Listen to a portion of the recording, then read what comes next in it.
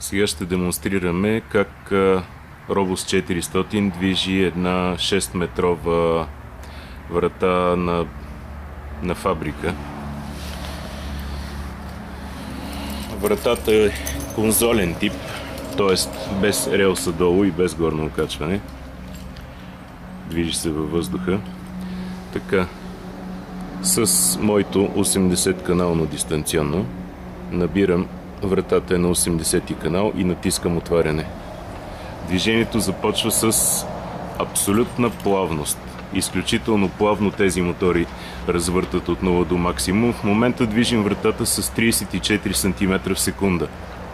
Настройката е направена така, че отварянето да е с 34 см в секунда. Виждате как хубаво плавно намали скоростта, без сътресение от бързата към бавната скорост.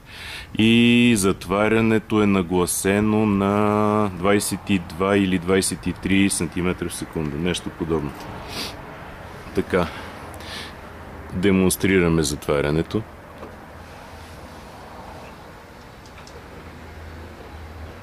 След това ще дам по-общ план. В момента снимам отблизо, за да можем да покажем плавността на работа. Хубаво е, че заради тази плавност мотора може да обслужва дори големи врати с тези пластмасови зъбни рейки, оригиналните на Nice, които са. Те са стъклонапълнени и за 8 години нямаме нито една повредена рейка, когато е поставена на плавен мотор. По този начин постигаме допълнително обезшумяване. Абсолютно безшумно се движат вратите. Дори се чуват разни странични шумове, но не и работата на мотора. То е като едно приятно жужене някъде. Почти не се чува. Така.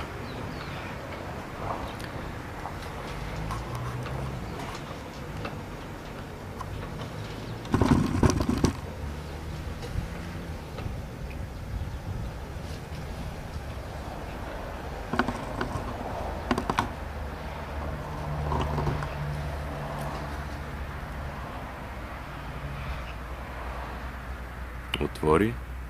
Сега затваряне с 22 см в секунда.